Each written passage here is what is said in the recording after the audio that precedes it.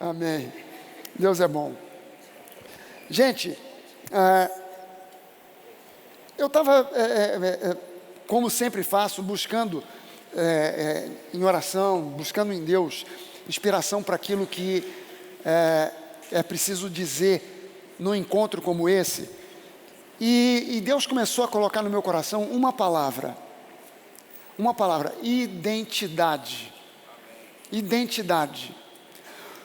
O mundo hoje sofre uma crise gigantesca. As pessoas no mundo hoje sofrem uma crise gigantesca de identidade. E o bolo só se torna cada vez maior, porque há uma intenção infernal, diabólica, de destruir com a identidade das pessoas. Então você começa a ver essa guerra por ideologia de gênero, nada mais é do que uma influência do inferno, tentando trazer uma mentalidade confusa, caótica, para que as pessoas desconheçam a sua identidade. Então a pessoa já não sabe mais quem ela é. Não, eu não sei se eu sou homem, se eu sou mulher, se eu sou isso, se eu sou aquilo, se eu sou um bicho. Eu me lembro que há um tempo eu vi um vídeo de um homem no Japão que gastou R$70 mil para fazer uma fantasia ultra realista, e a fantasia era de um cachorro, de como é o nome daquela raça? Eu me esqueci agora. Collie. Alguém que viu aí se lembrou de um Collie. E eu olhei para aquilo, eu falei, quando eu vi o vídeo de primeira que ele estava parado, eu pensei, caramba, é um cachorro, é um Collie. Quando ele começou a se mexer, aí eu percebi que não era bem um cachorro, que estava um negócio assim meio esquisito. E ficou mais patente ainda quando ele tentou imitar um cachorro para subir no sofá. Aí deu ruim, porque o cachorro sobe, né, dá aquele pulo que vai rapidinho, e ele se atolou todo para subir no sofá, mas acabou ele não subiu, ele escalou o sofá.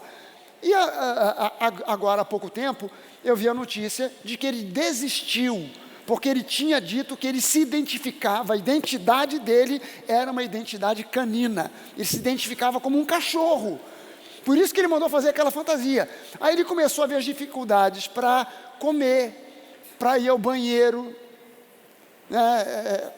fazer o número 2 com aquela fantasia devia ser uma coisa vergonhosa no meio da rua, né?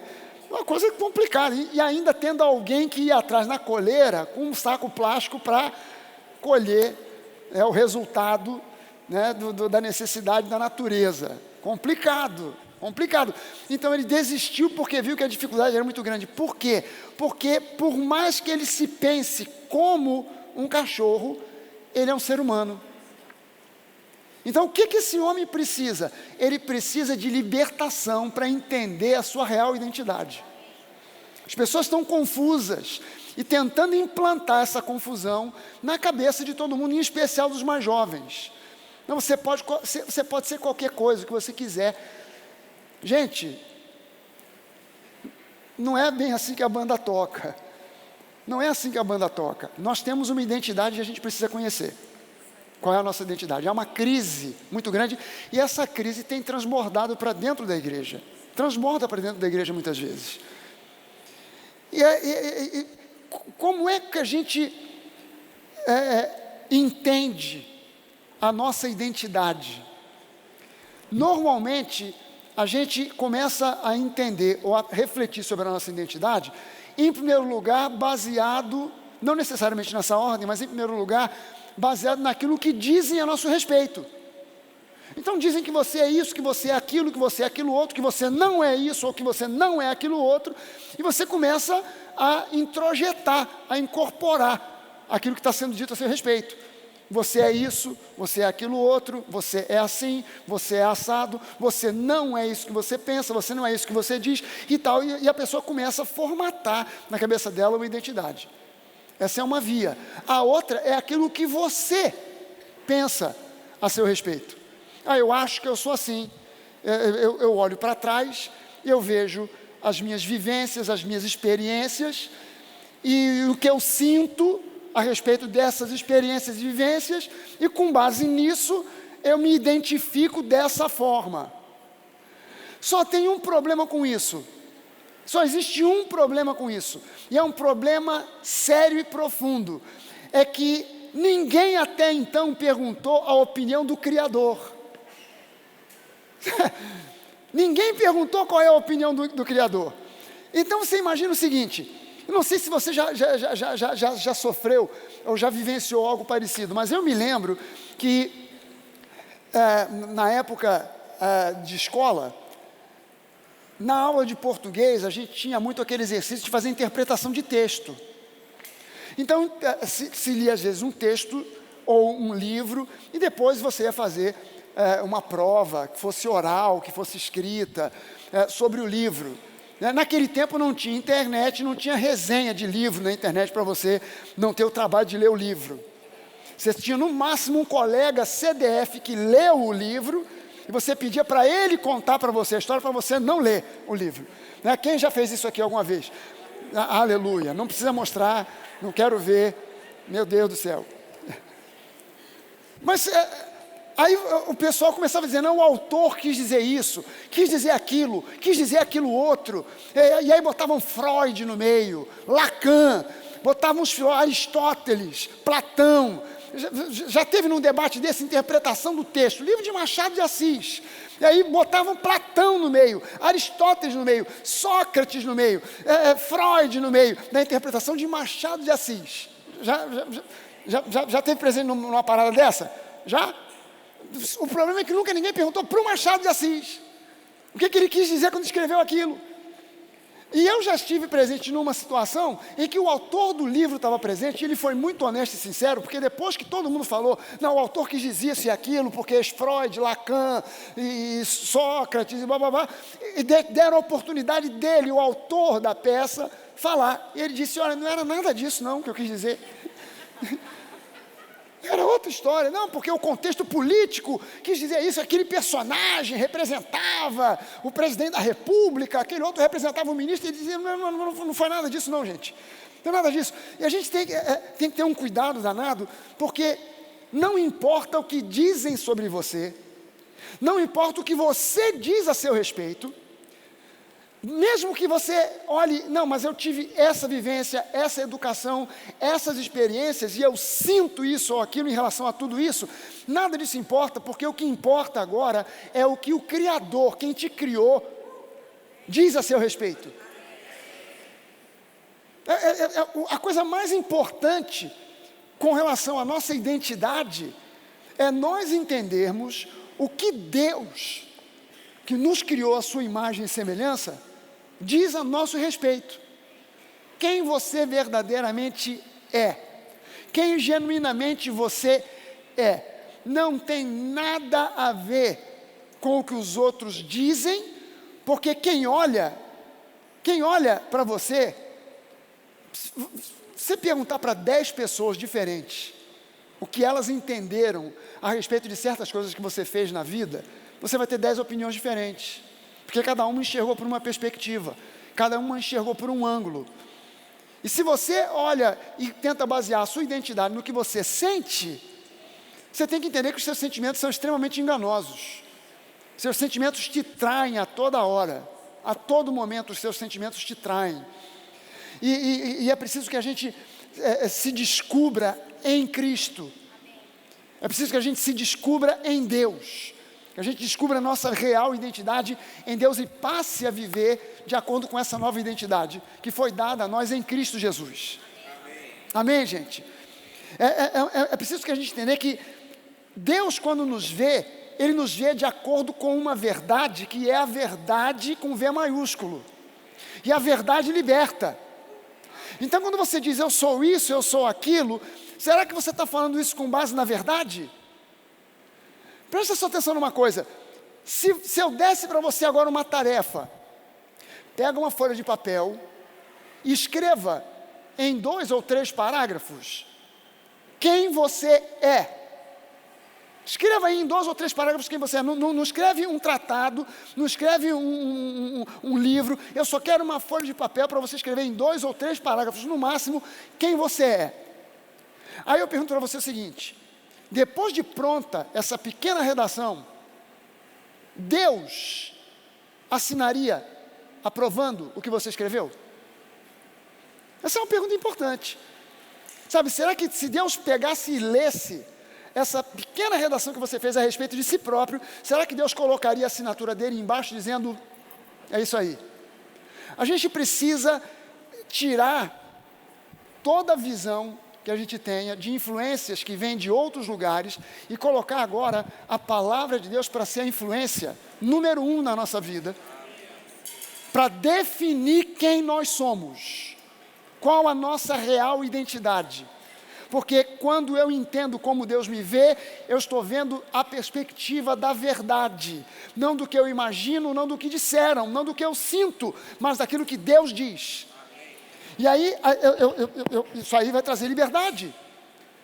As pessoas às vezes se definem, não, eu sofri abuso sexual quando eu era criança.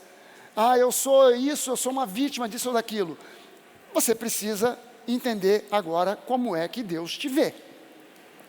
Porque um dos problemas mais cruciais nas igrejas hoje é essa crise de identidade que o povo de Deus sofre por influência do mundo e também por influência da religiosidade. Porque a religiosidade vai tentar implantar na sua cabeça uma identidade que é falsa. Uma identidade falsa, uma identidade errada. A fonte da identidade que a religiosidade quer trazer para você, não é a palavra, é a mente do homem, é o que o homem acha, é o que o homem interpreta, é o que o homem pensa. E você acaba caindo no mesmo erro que as pessoas lá do mundo estão caindo, de pautar a sua identidade em ideologia de gênero, ideologia disso, daquilo, e a gente precisa se pautar na palavra de Deus. Como é que eu me vejo? Como é que os outros me veem? Mas hoje eu quero saber como é que Deus me vê. Primeira coisa que eu preciso me lembrar, nós somos gente da nova aliança. Nós somos gente que quando se submete a uma mistura de nova aliança com antiga, isso gera problemas identitários gigantescos. Não só problemas doutrinários, isso gera problemas identitários enormes. Essa mistura de graça com lei, o evangelho mix, provoca uma crise de identidade. A nova aliança é a aliança da graça, não é a aliança da lei. Lá em Romanos, capítulo 10, versículo 4, eu acho que eu não botei o versículo para ser projetado aqui, mas você pode anotar, Romanos 10, 4, diz que o fim da lei é Cristo, para justificação. Então, se Deus dá fim à lei em Cristo para justificação, é sinal de que na lei não há justificação. É preciso remover a lei para que haja justificação. Amém?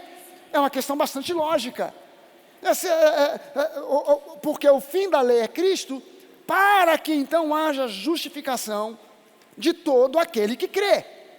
Não mais por obras da lei, uma justificação diante de Deus. Então a gente precisa entender algumas verdades aqui. Eu vou citar 5 para você. Primeira delas, Deus não está olhando como os homens te olham. Então Ele te ama incondicionalmente. Deus te ama incondicionalmente. Quando nós dizemos aqui, nós anunciamos o Evangelho da Graça. O Evangelho da Graça é a verdade, mas a verdade fere muita gente. A verdade ofende muita gente. Dá uma olhada em Jesus lidando com os fariseus, e você vai ver que todas as vezes que Jesus falava a verdade, os fariseus ficavam ofendidos. Por quê? Porque eles estavam enraizados em coisas que eles achavam que era a verdade, mas eram interpretações tortas da verdade que resultam em mentira. Então eles ficavam ofendidos com Jesus. E a verdade, ela choca, ela ofende. Quando a gente diz assim, os garotos cantaram isso aqui hoje. Se eu cair, ele é o primeiro a me lembrar do meu valor. Ele é o primeiro a me lembrar o quanto eu valho, o quanto eu sou amado. Outras pessoas podem olhar, me criticar e me condenar. Mas Ele é o primeiro a olhar para mim e para você quando a gente cai, quando a gente erra, quando a gente peca. Ele é o primeiro a olhar para nós e dizer, eu te amo e continuo te amando. Porque o amor dele por mim e por você é um amor incondicional. Incondicional. Eu discordo teologicamente de um monte de pastores por aí, mas Deus os ama tanto quanto ama a mim, porque o amor dele é incondicional. Incondicional. João 3,16, sabe que há um debate. Às vezes eu faço um debate pela internet com um amigo que está se tornando cada vez mais calvinista, e o calvinismo acredita em predestinação, que para mim não é predestinação, é fatalismo. A predestinação bíblica é uma outra coisa. O calvinista acaba acreditando numa predestinação que é fatalismo. Quer dizer, se você tiver que ir para o céu, você vai, Deus te escolheu, te predestinou. Você pode estar aí pintando e bordando, você não está na igreja, você não quer saber, você está pecando à vontade, está indo para a cama com todo mundo, com qualquer um, até com o cachorro do vizinho, e não tem problema nenhum, porque você foi escolhido, você vai para o céu. E se você foi predestinado a ir para o inferno, você pode vir para a igreja, levantar a mão para Jesus, louvar, cantar, chorar, ir a retiro, o que for, porque no final das contas você vai para o inferno. E aí eu bato uma boca numa boa, a gente discute, a gente acaba rindo, né, mas a gente bate porque ele diz assim, mas você está cada vez mais arminianista. O arminianismo bate com João 3,16. Eu falo para ele, cara, eu não consigo enxergar a predestinação desse jeito aí que você está imaginando. Deus escolheu uns, se Deus escolheu uns para ir para o céu, outros para ir para o inferno, Deus não é amor. Deus deixou de ser amor, ele se tornou uma outra coisa, ele se tornou um Deus, quase que um Deus desses deuses, dos falsos deuses aí, Thor, Odin e outros aí, porque escolheu um, não escolheu outro, amor, Deus, é amor, mas é amor a quem? A um grupo, que ele escolheu, e os outros coitados que não tem nada a ver com o pato, não, ele escolheu e cismou, não, mas porque Deus é soberano, mas espera aí, Deus é tão soberano que ele deu o seu filho, unigênito. Deus amou o mundo de tal maneira que ele deu o seu filho unigênito para que todo aqui para mim, tem um significado muito específico. É todo. Todo aquele que nele crê, bonito, feio, gordo, magro, alto, baixo, brasileiro, japonês, todo aquele que nele crê, não pereça, mas tenha vida eterna. O critério aqui não é todo aquele que foi escolhido de uma forma misteriosa e impossível de entender. Não, todo aquele que nele crê. Fechou. Acabou. Não pereça, mas tenha vida eterna. João 15:9, Jesus está dizendo para os discípulos, como o Pai me amou, também eu vos amei. Aqui, Jesus está falando, Jesus ainda não tinha, isso aqui é o último discurso de Jesus, na última ceia, ele está reunido com os discípulos, e aqui, Judas não tinha saído, Pedro não tinha negado, e ele fala para todos eles, como eu vos amei, como eu os amei. Ele não disse, como eu amei vocês 10, menos Pedro que vai me negar e Judas que vai me trair. Não, como eu amei vocês. Jesus amou Judas. Judas é que não recebeu o amor que Jesus deu por ele. Jesus não deixou de amar Pedro, porque Pedro iria trair e ele já sabia de antemão, e Pedro foi lá e concretizou o que Jesus profetizou que ele ia fazer, e depois Pedro pensou, cara, agora Jesus vai me desprezar, e quando Jesus aparece na beira do lago de Genezaré, o lago da Galileia, quando ele aparece, o mar da Galileia, quando ele aparece, e eles vêm de longe, está João, está Pedro pescando, e João identifica, é o Senhor. Pedro fala, não, peraí, eu tenho que ver de perto. Ele mergulha, vai até Jesus, quando ele vê que é Jesus, ele pensa, ih, deu ruim. E Jesus fala com ele, Pedro, tu me amas? E Pedro está, lógico, se eu sou Pedro, e Jesus me faz essa pergunta, o que eu vou imaginar? Cara, agora vai vir a saraivada. A pergunta de Jesus vai vir agora o porrete, vai vir a machadada. Aliás, eu morri de rir, porque na prova hoje tinha um locutor, né? Pegaram um locutor lá, e teve uma prova infantil, e um menininho que ganhou de 7 anos, a prova das crianças, ele chamava Thor. Aí anunciaram, né, na hora de receber a medalha, e o primeiro colocado da prova infantil e tal, Thor com o seu machado. E o Thor subiu com aquele martelo no pódio. Aí o cara, quer dizer, é o martelo, gente, enganei, o pessoal cai na gargalhada. Mas o que eu estava falando, rapaz? Eu estava comentando para você sobre João 15. João 15, onde Jesus disse, eu amei vocês, incluindo Pedro. E Pedro, naquele momento na beira do lago de Genezaré, Pedro imaginou, cara, agora deu ruim. Jesus está me perguntando, Pedro, você me ama? E Pedro, pô, Jesus, tu sabe, né? Eu tenho por você carinho, amizade e tal, mas não dá para dizer que eu amo. Pedro, apacenta as minhas ovelhas, cara. Ué, pô, eu traí Jesus. Fiz o que fiz. E ele está me pedindo para eu apacentar as ovelhas dele? Pô, ele podia pedir isso para João, para um outro qualquer. Mas para mim? E aí Pedro de novo, Jesus de novo, Pedro, tu me amas? Pô, Jesus, de novo. Está querendo pegar mesmo, né? Pô, eu tenho carinho por você, eu te respeito e tal, mas, pô, Pedro, apacenta os meus cordeiros. E no final, Jesus pergunta para ele, Pedro, você tem por mim carinho, pelo menos simpatia? E aí Pedro também já não querendo mais errar a pergunta do milhão, ele fala, tu sabes. E Jesus, cara, apacenta o meu rebanho, apacenta as minhas ovelhas, apacenta lá os meus cordeiros. O que Pedro estava sendo? Pedro estava sendo restaurado na sua identidade. Pedro, eu não estou te julgando pelo erro que você cometeu, eu estou te julgando pelo apóstolo que eu vejo em você. Você se vê como um traidor, baseado em sentimentos que se baseiam em experiências que você vivenciou. Mas eu olho para você e eu vejo um apóstolo. Eu olho para esses homens aqui, que são os meus discípulos, que até então não acreditavam, não entendiam, que estavam com a mente embolada, e eu vejo neles apóstolos que vão mudar a história do planeta Terra. Então eu preciso entender que o amor de Deus por mim e por você, ele é incondicional.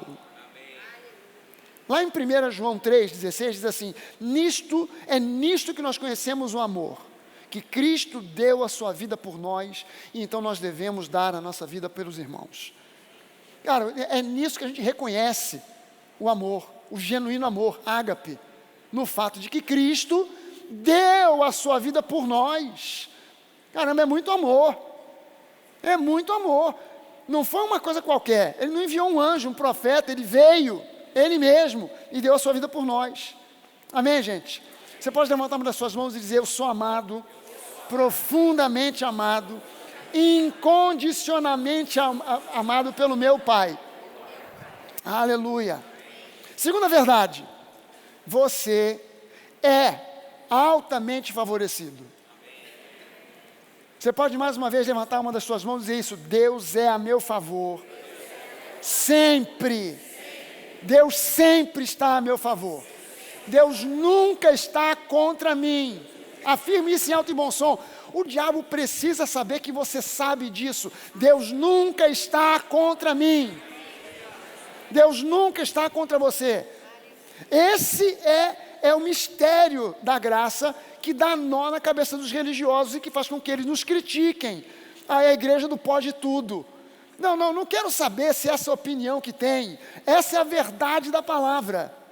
Essa é a verdade da palavra. Você e eu, nós somos altamente favorecidos. Deus nunca está contra nós. Nunca está contra nós. Sabe, eu queria que você fizesse essa confissão de fé comigo. Repita comigo assim, as circunstâncias podem ser ruins, as coisas podem não estar indo bem, mas Deus é a meu favor, e antes que eu possa imaginar, as portas vão se abrir, as circunstâncias vão mudar, e a minha vitória vai se concretizar. Aleluia! Meu irmão, minha irmã, mantenha essa confissão de fé. Não abra mão dessa confissão de fé. Sabe, as circunstâncias podem estar ruins, contrárias, o vento está batendo contra, está difícil. Eu estou me sentindo um lixo, mas o meu Deus é a meu favor. Não importa se eu me sinto um lixo, Deus não me vê um lixo. Deus me vê uma pedra preciosa. Jesus deu sua vida por mim, então eu devo ter algum valor. Eu devo ter algum valor. Jesus veio para morrer por mim, eu devo ter algum valor. Porque eu não acredito que Jesus viria para morrer por uma lata de lixo. Eu acredito que ele veio morrer por aquilo que ele viu valor. Eu não sei o que você vê quando olha no espelho, mas quando Deus olha você, ele vê um vencedor. Ele vê uma vencedora. Ele vê um filho amado. Ele vê alguém que é altamente favorecido. Romanos 8,31 diz lá: se Deus é por nós, quem é que será contra nós? Se Deus é por nós, cara, Deus é por nós em todo o tempo inteiro. Você é mais maduro espiritualmente? Deus é a seu favor. Você é imaturo espiritualmente? Deus é a seu favor. Você está vivendo numa santidade assim que está dando até coro nos anjos. Deus é a seu favor. Você está vivendo um nível de santidade que Deus olha para você e fala assim: ainda tem tanto para aprender esse meu filho, ainda é um infantil meu, mas Deus é a seu favor. Deus não tem nada contra você. Salmo 37, nos versículos 18 e 19, diz assim: o Senhor conhece os dias dos íntegros, e a herança deles permanecerá para sempre. Não serão envergonhados nos dias do mal, e nos dias da fome se fartarão. O que Deus está dizendo aqui? Cara, no meio da crise, todo mundo está passando perrengue, de alguma forma, que eu não sei, mas Deus sabe, Ele vai suprir a tua necessidade. Ele vai suprir de alguma forma, de algum jeito que eu não sei, e também não quero saber, gente, eu não quero explicação do milagre, eu só quero um milagre. Não precisa me explicar não, Deus. Sabe quando Deus faz um milagre, ele fica assim: mas como tu fizeste, Senhor? Por onde tu vieste? Que caminhos são esses? Me explica aí. Eu não quero explicação, eu só agradeço a Deus, porque o milagre aconteceu. Então, não serão envergonhados. Então, cara, eu posso manter firme a minha confissão de fé, ainda que outros façam pouco caso da minha confissão de fé. Até irmãos em Cristo, de outras igrejas e denominações, me chamando de confissão positiva, confissão nova era, ou sei lá o quê, porque no final das contas eu não serei envergonhado. Porque Deus vai virar o jogo. Então, gente, por favor, nunca, jamais, em hipótese alguma, julgue Deus através de experiências pessoais que as pessoas possam relatar. Ah, pastor, mas eu conheci o pastor fulano de tal, um homem tão abençoado, mas sempre viveu num miserê danado. Não julgue Deus pela experiência de alguém que você conheceu. Experiências não mudam quem Deus é. Quem Deus é muda experiências. Então eu não posso julgar Deus. Ah, o fulano de tal, um homem tão santo, morreu comido por um câncer. Eu não vou julgar Deus por causa da experiência do fulano. Eu preciso entender que Deus é Deus. E eu não posso julgar Deus. Eu só posso crer em Deus. E eu tenho que julgar, ou melhor, crer e julgar a minha vida de acordo com a palavra, porque a palavra é a verdade. A experiência do sujeito pode ter um monte de buracos. A palavra não tem buraco, a palavra é a verdade. Então eu não creio em cura divina porque eu já fui curado ou porque já vi gente sendo curada. Eu creio em cura divina porque a palavra fala que pelas pisaduras de Cristo nós fomos sarados. Pastor, mas eu recebi um WhatsApp de um camarada lá de Angola. O cara me escreveu: pastor, eu queria que o senhor me explicasse como é que é esse negócio. Às vezes a gente ora para a pessoa não é curada. Eu falei: cara, mas você que é o responsável pela cura da pessoa? É você que tem o poder? A comissão que a gente tem é de orar pela pessoa. Quem cura aquela pessoa não sou eu nem é você, é Deus. Ah, mas por que Deus não cura? Eu sei lá? Como é que eu vou saber? Orei, a pessoa não foi curada. Pô, Deus, qual é? Está me desonrando. Presta atenção no serviço, cara. Deus não tem que te honrar, é você que tem que honrar Ele. Então eu oro e Deus é que vai fazer a obra. Tem gente que você ora, é curado na hora. Eu já vi isso. Tem gente que você ora e leva uma semana, um mês, 6 meses, 1 ano, mas a cura chega. E tem gente que você ora e no dia seguinte morre. O que você faz? Você vai no sepultamento. Ué? Você tem que entender que quem faz o milagre não é você, é Deus. Não é uma questão, é melhor não orar por causa da minha reputação. Você vai proteger a sua reputação. Quer dizer, você está preocupado, não é de glorificar a Deus, é que Deus te glorifique. Orei e a pessoa foi curada. Aleluia.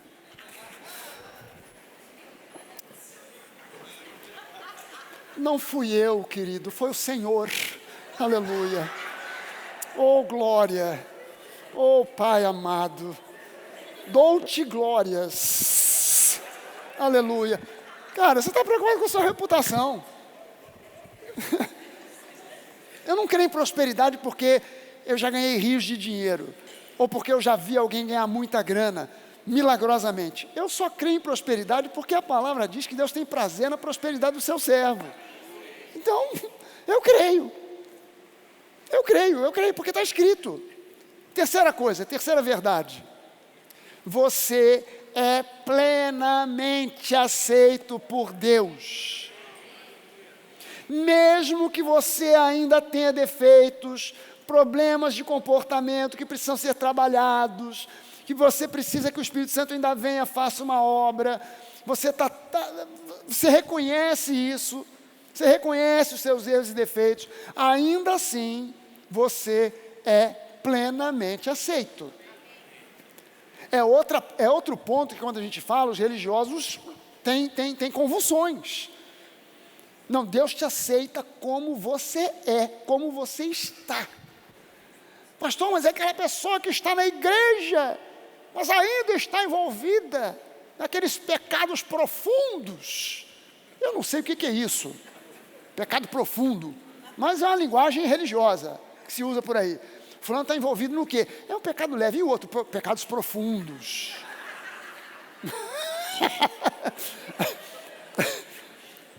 Aí a gente diz, cara, essa pessoa, ela é plenamente, completamente, inteiramente aceita por Deus.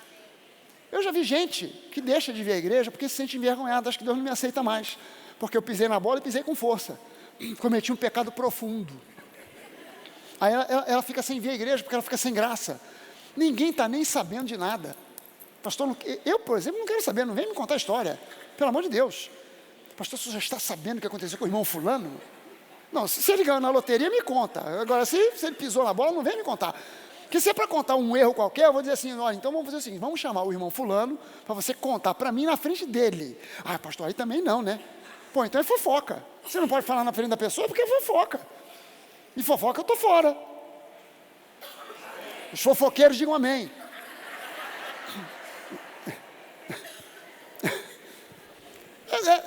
Cara, Deus te aceita.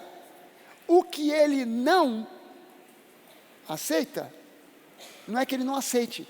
Ele te aceita, mas Ele não se conforma. Que você continue sendo o que você sempre foi. Então o que Ele faz? Ele envia o Espírito Santo para morar em você.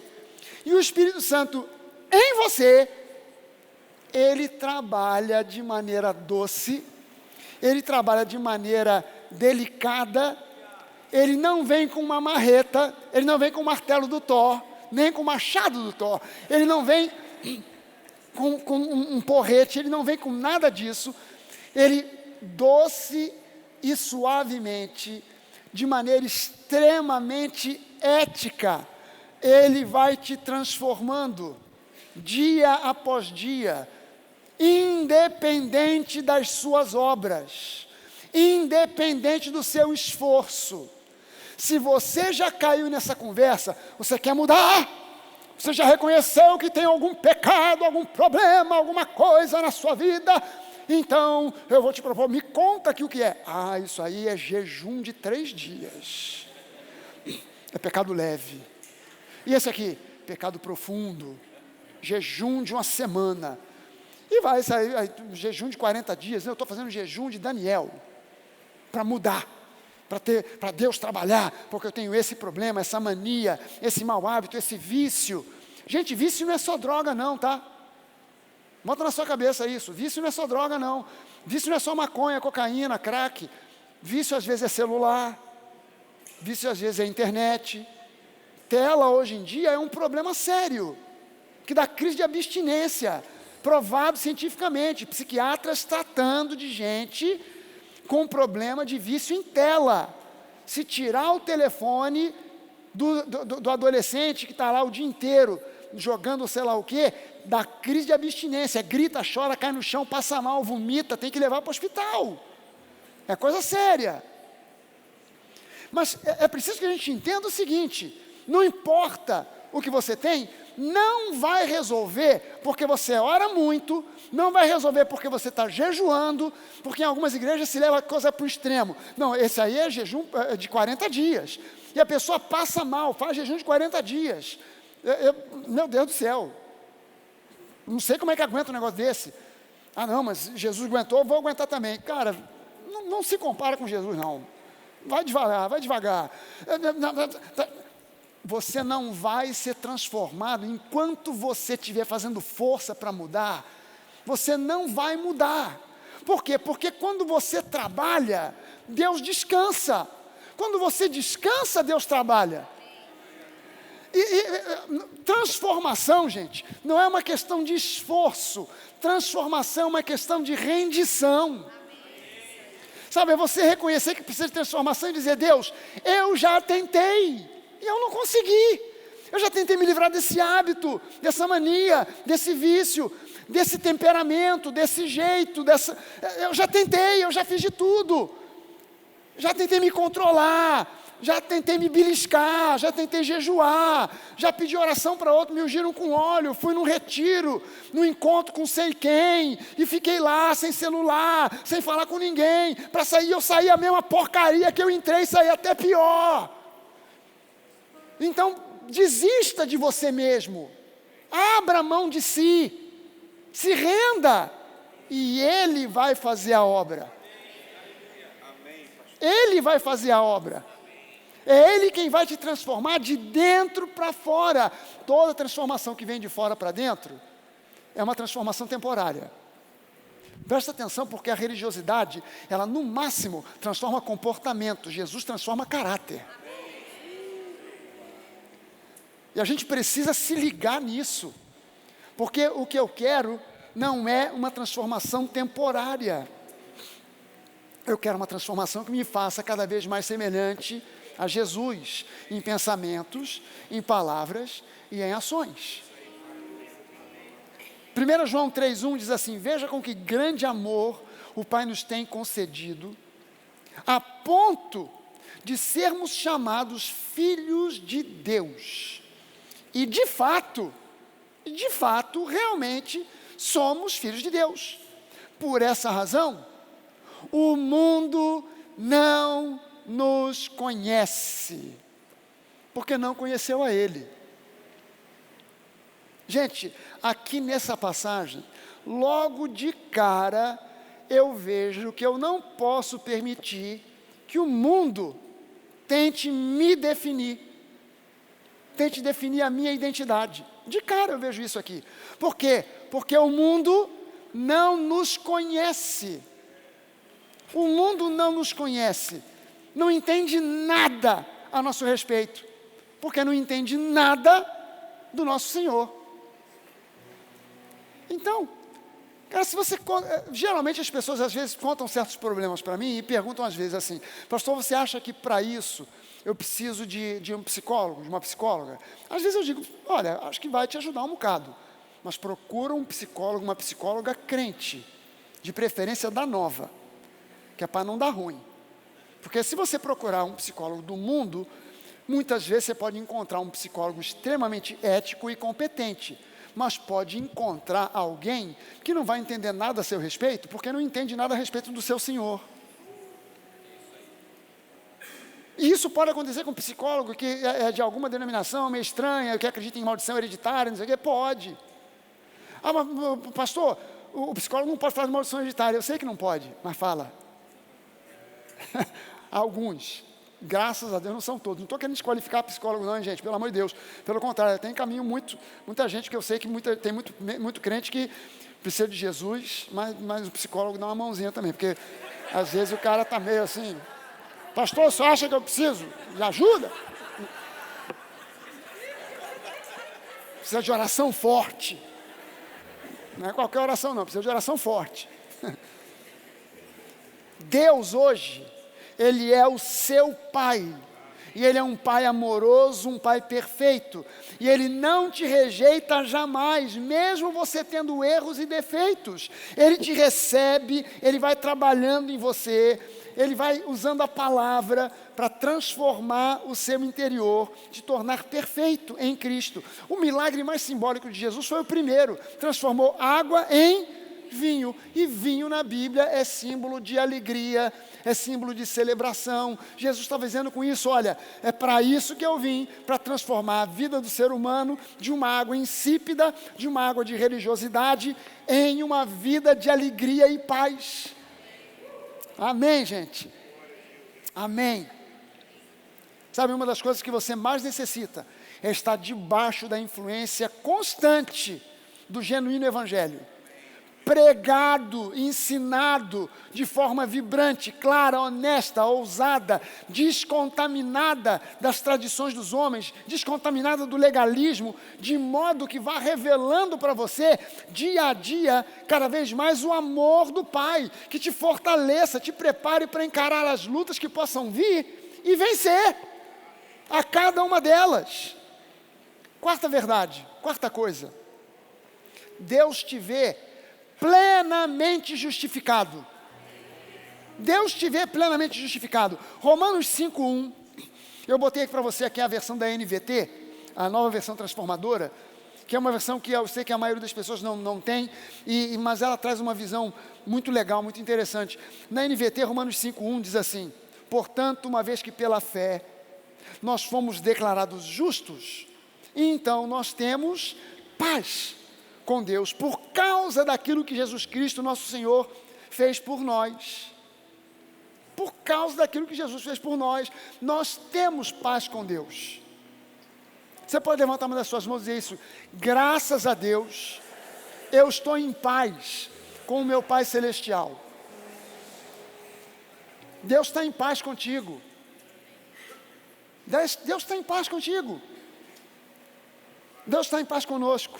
Romanos 3:23, ainda na NVT, Paulo diz assim: pois todos pecaram e não alcançam o padrão da glória de Deus, mas Ele, em sua graça, nos declara justos, por meio de Cristo Jesus, que nos resgatou do castigo por nossos pecados. Eu leio aqui para você o versículo 23 e 24. O 25 diz assim: Deus apresentou Jesus como sacrifício pelo pecado, com o sangue que Ele derramou, mostrando assim a sua justiça em favor dos que creem. No passado, Ele se conteve e não castigou os pecados antes cometidos, pois planejava revelar a sua justiça no tempo presente. Com isso, Deus se mostrou justo, condenando o pecado, mas também se revelou como justificador, declarando justo o pecador que crê em Jesus. Aleluia! Você devia fazer como o pastor Jorge fez aqui agora, levantar uma das mãos e dizer: obrigado, Pai. Obrigado porque eu fui justificado, não pelas minhas obras, não pelos meus méritos, mas pela obra e pelos méritos de Jesus. Se não fosse pelo mérito de outro, eu estava lascado, estava ferrado. Que mérito haveria em mim e em você, para que Deus nos justificasse? O que queria ver em nós? Não era nem uma questão do que a gente fez ou deixou de fazer. Deus ia olhar para nós e só ia ver a natureza pecaminosa. E Ele ia dizer: não tem remédio. Aonde está a natureza pecaminosa, tem que haver punição.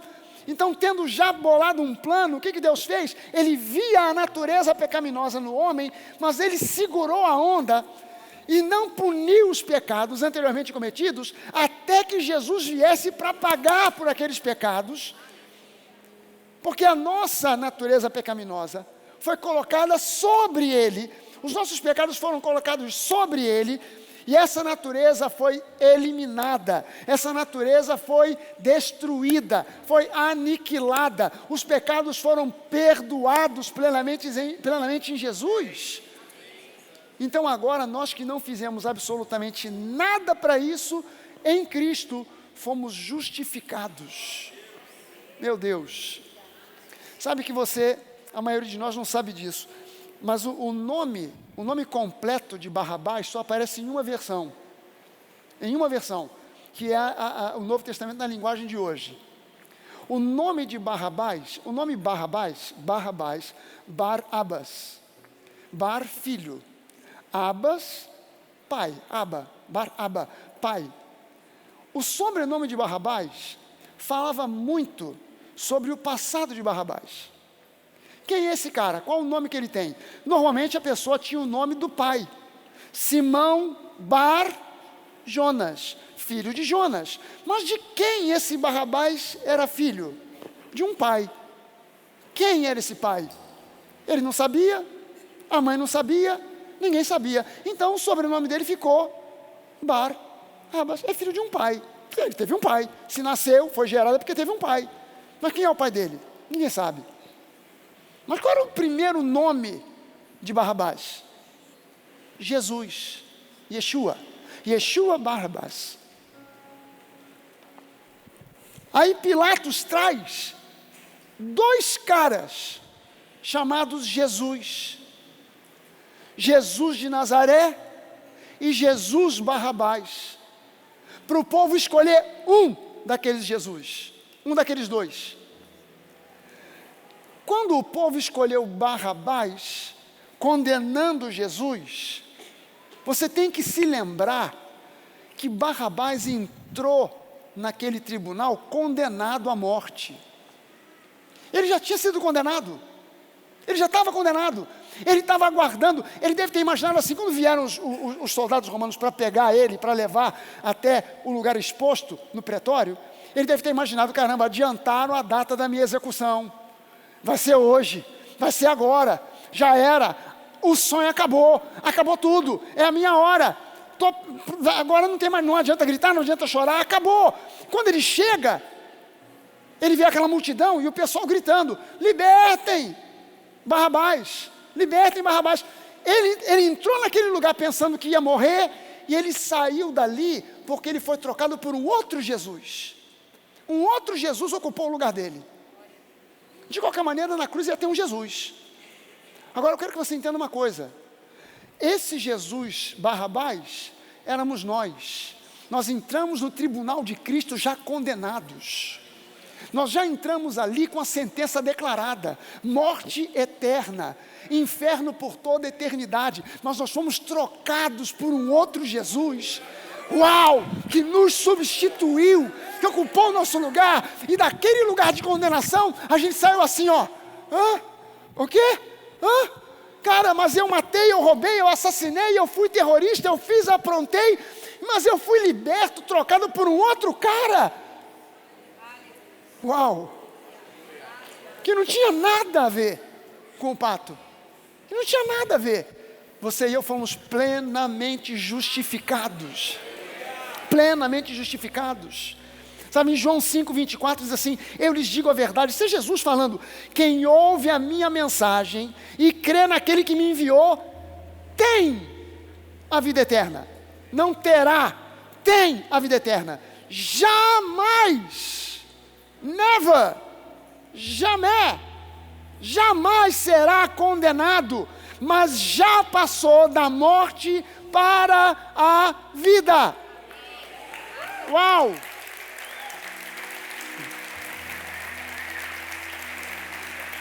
Gente, isso aqui é Jesus falando a nosso respeito, quando a gente ainda não estava nem no projeto. Nossos pais não estavam ainda vivos, nossos avós não estavam vivos, nossos bisavós não estavam vivos, e Jesus estava falando sobre mim e sobre você. João 10, no versículo 27 até o 29, Jesus diz assim: as minhas ovelhas, elas ouvem a minha voz, eu as conheço e elas me seguem, eu lhes dou a vida eterna e elas nunca, never, jamais, jamais morrerão. Ninguém pode arrancá-las da minha mão. Ninguém pode arrancá-las da minha mão, pois o meu Pai as deu a mim, e Ele é mais poderoso que todos. Ninguém pode arrancá-las da mão do meu Pai. Uau! Gente, agora olha só o que Jesus disse para os mestres da lei, para os fariseus. João capítulo 5, versículo 41 até o 47. Olha só que Jesus começa dizendo assim: a sua aprovação não vale nada para mim. Estou nem aí porque vocês pensam a meu respeito, pois eu sei que o amor de Deus não está em vocês. A gente escamoteia essa realidade, a gente esconde isso aqui, finge que Jesus não falou nada disso e toca o barco adiante. E continua baseando a igreja em dogmas, tradições e interpretações humanas. Mas quando a gente cai na real daquilo que Jesus disse, Ele fala: cara, vocês mestres da lei que pensam que sabem mais até do que o próprio Pai, a aprovação de vocês em relação... Gente, aprovar Jesus é aprovar a graça, porque Jesus é a graça. A graça não é uma doutrina, a graça é uma pessoa, Jesus. E quando Ele diz: a aprovação de vocês não me diz nada, Ele está dizendo: se vocês aprovam ou reprovam a graça, o problema é de vocês, porque eu sei que o amor de Deus não está em vocês. Isso aqui é Jesus explicando aquilo que eu falo: a graça é um subproduto do amor. A graça é favor imerecido porque o amor é incondicional. Quando eu não entendo o que é graça, ou quando eu faço críticas dizendo que graça é licença para pecar, é porque eu não entendi o quê? Não foi que eu não entendi a graça, o que eu não entendi foi o amor. Aí tem que ler o livro Ágape, para poder entender. Para poder entender. Mas aí o doutor da lei: não, mas eu estudei sobre Ágape no cemitério, no seminário. Ok, tá bom. Aqueles mestres da lei desaprovavam Jesus. Agora olha só as consequências. Reprovar Jesus é reprovar a graça. Reprovar a graça demonstra um desconhecimento total a respeito do amor, e Deus é amor, porque a graça é um subproduto do amor. Quando eu desconheço quem Deus é, eu desconheço a minha própria identidade. Por quê? Porque eu nasci de novo em Cristo e fui trazido de volta à sua imagem e semelhança. E agora, segundo Ele é, eu sou nesse mundo. É o que fala lá em 1 João 4,17. Segundo Ele é, eu sou nesse mundo. Então, cara, se eu desconheço o amor, eu desconheço Deus. Desconheço Deus, desconheço a minha própria identidade. Já não sei mais quem eu sou, porque eu sou formado à imagem e semelhança dEle. Então não posso perguntar a opinião de ninguém mais, a não ser a do próprio Deus.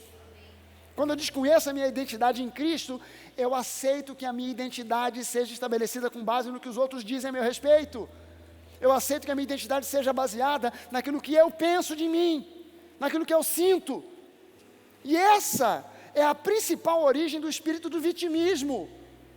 Sabe, eu ficar me baseando no que os outros disseram, no que os outros pensam, do que eu penso. Realmente, eu tive alguns traumas na minha vida, e eu fui vítima disso, de abuso disso, abuso psicológico. Cara, quer dizer que, então, agora não é Deus que te define, é o outro que te define? É quem abusou de você que te define? Cara, corta esse cordão umbilical, corta essa corrente com essa pessoa que abusou de você. Não importa se foi seu pai, se foi sua mãe, se foi um parente, se foi alguém, se foi abuso psicológico, se foi abuso sexual, não importa se foi um professor, não corta esse relacionamento, porque se você continua com esse cordão ligado, você sempre vai ver a sua identidade pelo vitimismo. Mas eu sofri isso, justifica eu ser assim, porque eu sofri isso, eu sofri aquilo. Cara, quem fica amarrado no passado nunca alcança o futuro que Deus planejou. Você pode fazer imersão de coach, o que você quiser. Se você não abandonar essa mentalidade, você não vai chegar lá. Você vai gastar milhões para fazer curso de imersão, não sei das quantas, disso, daquilo, daquilo outro, e vai continuar empacado no mesmo lugar, porque você anda 3 passos para frente e de repente a corda do vitimismo te puxa de volta. Porque eu fui vítima. Para de pensar. Aliás, tem um outro livro para te ajudar, Vencedor ou Vítima. Gente, a minha identidade, ela está formada e alicerçada em Cristo. É uma nova identidade. Será que você pode levantar uma das suas mãos e dizer comigo? 2 Coríntios. 2 Coríntios 5,17. Agora fala o versículo. E assim, se alguém está em Cristo, é uma nova criatura, as coisas antigas já passaram, e eis que tudo se fez novo. Aleluia! Aleluia! Levanta mais a sua mão mais uma vez. Diga comigo assim, Gálatas 2:20. Agora fala o versículo. Já não sou eu quem vive, mas é Cristo que vive em mim. É uma nova identidade, gente. Aleluia. Se eu for adiante aqui no versículo, em João 5, no versículo 43, Jesus diz assim: eu vim em nome do meu Pai e vocês me rejeitaram. Se outro vier em seu próprio nome, vocês o receberão. Não é de admirar que não possam crer, pois vocês honram uns aos outros, mas não se importam com a honra que vem do único Deus. Agora que Jesus dá a raquetada final. Mas não sou eu quem os acusará diante do Pai. Moisés os acusará. Sim, Moisés em quem vocês põem a sua esperança. Gente, ser julgado por Moisés dá um ruim danado. Porque Moisés vai vir com um livro deste tamanho na mão, com 613 leis, e vai averiguar e vai dizer, peraí, mas tu cumpriu aqui? Opa, lei 514, faltou, Ronaldo. Pastora Neiva, lei 521, faltou. Deixa eu ver aqui, Pastor Café, lei 317, ih, pisou na bola, as outras deu ruim. Pastor Jorge, deixa eu ver aqui, 517, 518, 519, 520, ih, pisou na bola, deu ruim demais. Carla, pronto, acabou, lascou tudo. E o que é pior, faltou em uma, falhou em tudo.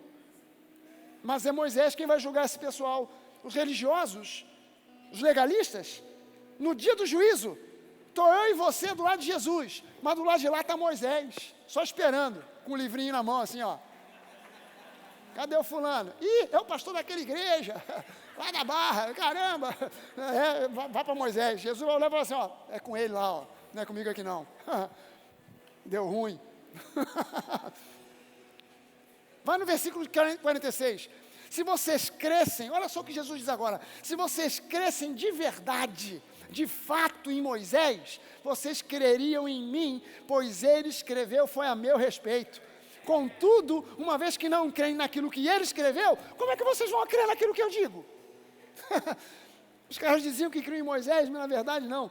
Gente, dimensão da graça muda a vida da água para o vinho. Deus te vê através da obra consumada da cruz do Calvário.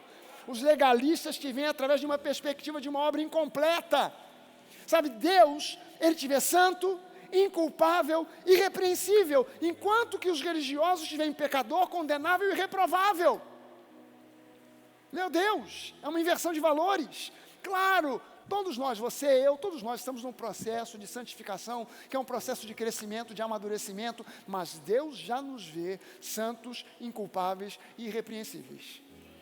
É assim que, essa é a nossa identidade em Cristo. Amém, gente? Por último, você foi totalmente perdoado. A sua identidade não tem gancho para condenação. A sua identidade em Cristo não tem gancho para acusação. Você foi plenamente, totalmente perdoado. Colossenses 2,13, e quanto a vocês que estavam mortos nos seus delitos, ou seja, nos seus pecados, pela incircuncisão da carne, Ele, Deus, Pai, lhes deu vida juntamente com Cristo, perdoando todos os nossos delitos, todos os nossos pecados.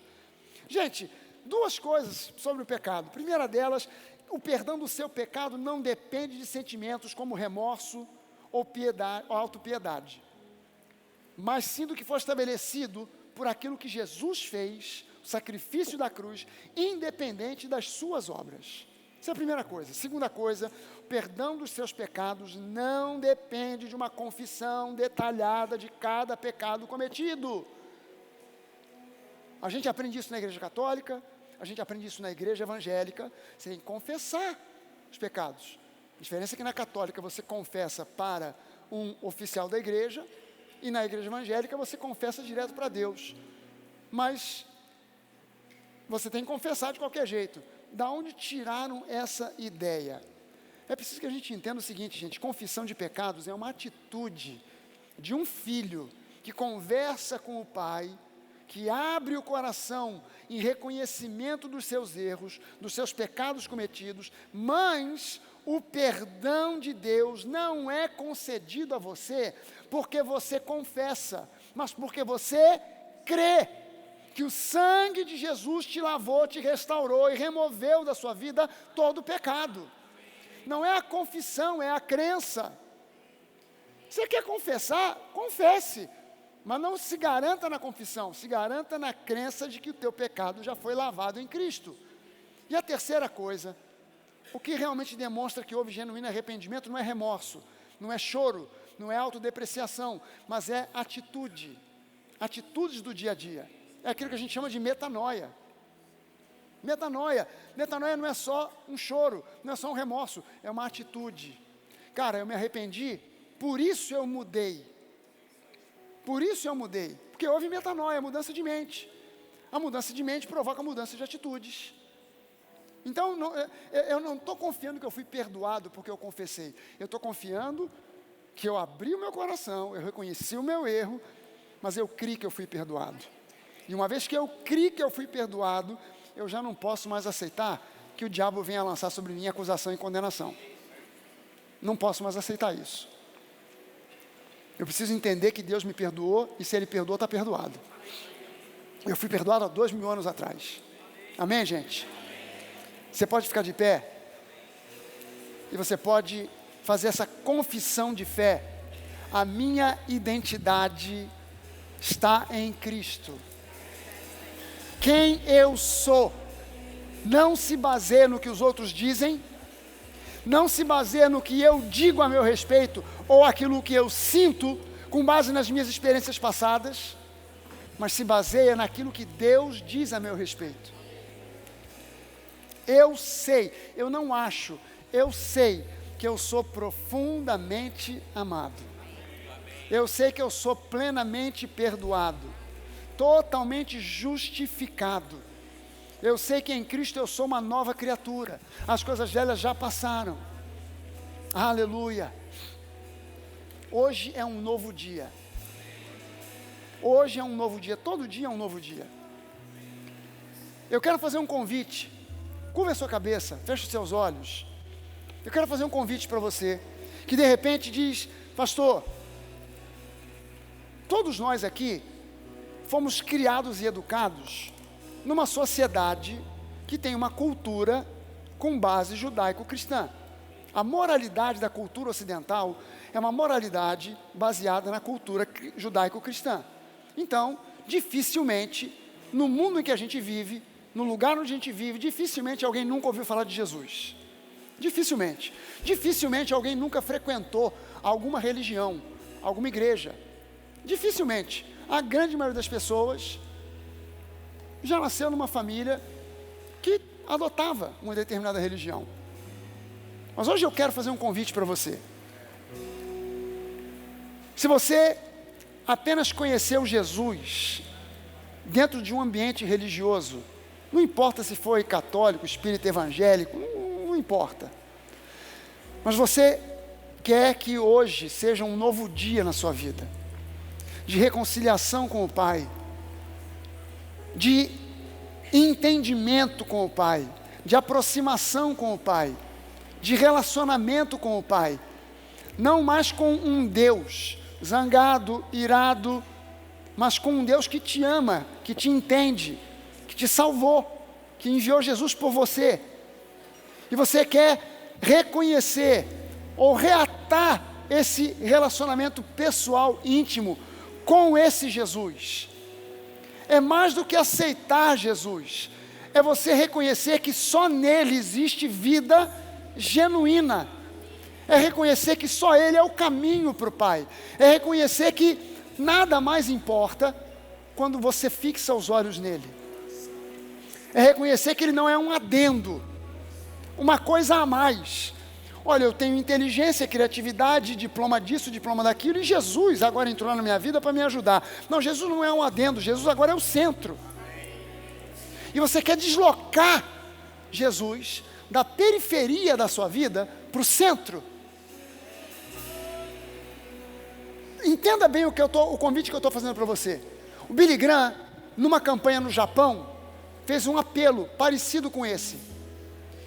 Todo o estádio, era um estádio de beisebol, todo mundo no estádio ficou de pé. Se você quer esse relacionamento com Jesus, fique de pé. Todo mundo ficou de pé. Ele disse, caramba, eu nunca vi uma resposta dessa.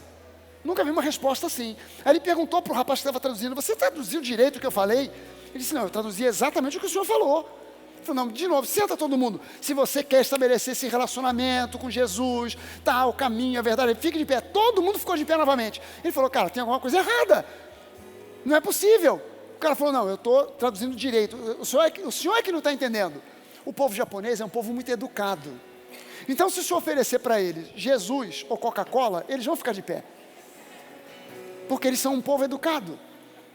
Então, eles não querem lhe contrariar. Eles não querem lhe decepcionar. Então o Senhor falou, você quer, para eles é assim, vamos acrescentar Jesus. A gente crê em Jesus, Coca-Cola e Buda. Tranquilo. Ou nos antepassados. Jesus a mais ou a menos não vai fazer diferença. Se não atrapalhar, vai ajudar. Aí ele falou, não. Então peraí, agora eu entendi o que eu tenho que falar. Aí ele fez o apelo de novo. Se você quer colocar Jesus no centro da sua vida, excluir tudo mais, qualquer outra fonte que você possa imaginar que poderia te conduzir para uma vida eterna de paz, de alegria, e você quer receber Jesus como o único caminho, fique de pé. Aí só uma meia dúzia de 3 ou 4 ficou de pé. Então eu não estou dizendo para você assim, aceite Jesus. É fácil levantar a mão e aceitar Jesus. Difícil é você reconhecer, cara, eu estou na igreja há um tempão, mas eu ainda não coloquei Jesus no centro da minha vida. Ele está num canto, ele está numa periferia. Eu quero te convidar hoje para você tirar Jesus da periferia e fazer uma experiência, porque a Bíblia diz, provai-me nisso, prove que o Senhor é bom, prove que o Senhor é bom. O provar aqui não é, vou testar, não é testar, provar aqui é de provar comida, sabe, é você sentar diante de um prato e alguém dizer assim, poxa, eu não gosto. Cara, mas você já provou esse prato aqui? Ah, eu não gosto de macarronada, mas você já provou essa macarronada da minha avó? Essa aqui é diferente, prova. Ai, caramba, como é que eu estava perdendo de comer uma boa macarronada? Não sabia que era tão bom assim. Então você está entendendo que o convite não é simplesmente levante a sua mão se você quer Jesus. Não. Eu quero convidar você para colocar Jesus no centro. Eu quero que você faça uma autoanálise de um reconhecimento de algo que você precisa, para que a sua vida dê uma cambalhota, dê uma mudança radical da água para o vinho. Sabe, saia de um estágio para entrar num outro completamente diferente. Se esse é o teu caso, e eu não me importo se seja uma ou duas pessoas, não estou preocupado de vir uma multidão, se esse é o seu caso, e você ainda quer ouvir aquela coisa tradicional, ok, se você quer aceitar Jesus também, sai do seu lugar e vem aqui à frente, eu quero orar com você. Você quer colocar Jesus no centro da sua vida, você quer tirar Jesus da periferia, quer colocar Ele como aquele que você está ouvindo dizer assim, busque o meu reino em primeiro lugar, e as demais coisas te serão acrescentadas. Talvez eu tenha que usar um adjetivo um pouco, uma expressão adjetiva um pouco pesada. É hora de parar de brincar de igreja. e começar a levar Jesus a sério para valer. Eu não estou te convidando para se tornar uma pessoa mais religiosa. Eu não estou te convidando para orar mais. Eu não estou te convidando para jejuar. Eu não estou te convidando para ficar enfurnado dentro da igreja. Eu estou te convidando para uma mudança de vida. Para uma mudança de vida que ninguém pode te oferecer. Ninguém, só Jesus. Só Jesus. Hoje é um novo dia. Reflita ainda por mais um minuto. E a gente vai cantar essa música aqui. Nós, os pastores e pastoras, vamos estar orando aqui juntos. Mas se você, durante essa música, sentir uma direção de Deus, cara, eu preciso realmente colocar Jesus. Ele ainda não está no centro, sabe? Ele está aqui, pertinho, mas eu quero colocar ele no centro. Eu quero botar ele no banco do motorista. Eu quero trocar de lugar. Eu quero ir para o carona e ele dirigir. Esse é o dia que o Senhor nos fez. Esse é o dia que Deus fez para você.